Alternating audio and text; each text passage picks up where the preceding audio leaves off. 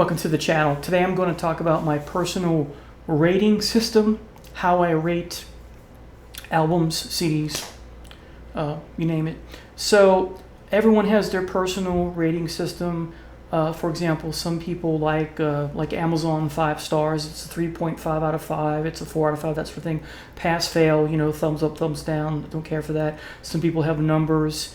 A 10 through 1 or 1 through 10, 1 being the worst, 10 being the best. Not for me either. A, B, C, D, E, or A, B, C, D like, you're in school. No.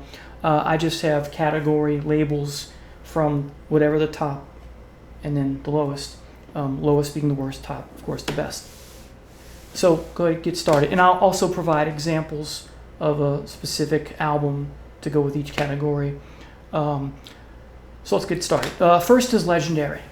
And that means it's exceptional, it's rare, it's exceedingly rare. It's of highest quality, it's superior, it's outstanding, it's beyond an artist's own discography and genre. So it's kind of the Mount Olympus, if you will. So for example, my mom was a great fan of Carole King, not my cup of tea. Her album Tapestry was, a big seller. It's beloved by her fans, and even some people who don't care for that type of music normally consider it one of their favorite albums because it's so appealing for whatever reason. It would be up there with, say you were a Hendrix fan and you like Blood, Sweat, and the Tears, and you like Madonna. And, these are all different genres, right? Prince and Michael Jackson, they have, for some people, that's their Mount Olympus of legendary albums. Okay, so it's beyond, this category is beyond the simple whatever genre that band or artist belongs to. It's beyond that. Next is, example, Physical Graffiti by Led Zeppelin. The next category is masterpiece, the one drop down from legendary. This is a legacy or landmark release for an artist's own discography and keeping it in that genre. It's inspiring, it's higher quality. My example would be Yes's album Close to the Edge. Next is great. It's riveting, it's captivating, it's compelling, it's prominent, nice word, it's high quality, it's fantastic. My example here would be Jethro Tull's Aqualung. Next would be very good. It's memorable, it's valuable, it's strong, a work that you go to quite often. My example for this would be The Grand Illusion from Styx. Next is good. Overall, a likable, pleasant, and enjoyable listen. Something you listen to fairly often. It's above average. Word that a lot of people use, including myself, is it's a solid record. Okay. Some people think that's an insult. For me, it's good. This is a solid record. This is a solid release. Is it exceptional? Is it great? Is it very... No, but it's something I'll listen to. Okay, it's not going to collect dust. Me collect a little dust. I'm not going to collect a lot of dust. Okay, it's good. All right. 1, 2, 3, 4, 5. 1, 2, 3, 4, 5. Another Perfect Day for Motorhead would be an example of good. All right, next, mediocre. This is where we start to get into the subpar categories. So yes, mediocre, average. It's listenable, but ordinary. Just okay. I should say it's listenable in moments, right? Some filler is present, in other words.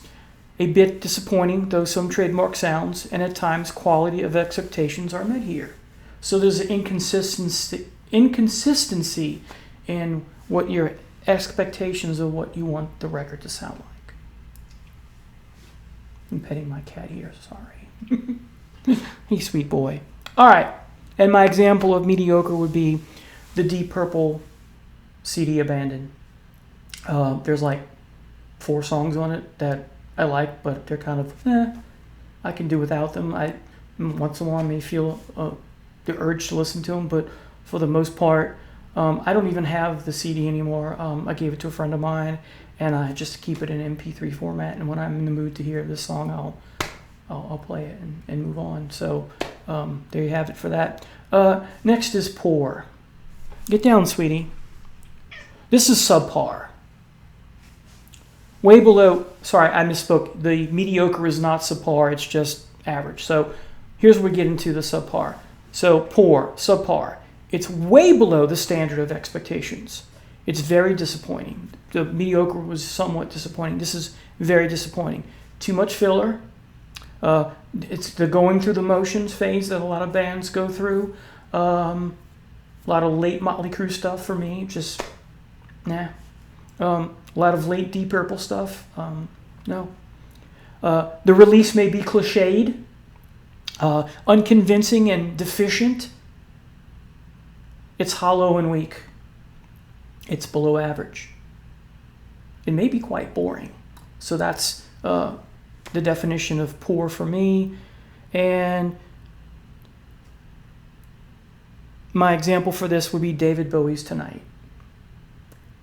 All right, extremely poor. Second to last category here. Not much of value here, except one or two songs. And my example for that is Love Beach by ELP. Man, do I have to say more? I don't think there are too many people who like this album. Okay, finally, Atrocious. There's nothing of value here at all. It's garbage. It's worthless. It's dreadful. It lacks any real talent across the board. It's a throwaway. Not worthy to be in your collection. Not worthy to give it any attention. It's one of these. It's a coaster. Okay? And my example for this, and I think most of you will agree, I could be wrong, would be Van Halen 3, the Gary Cherone CD.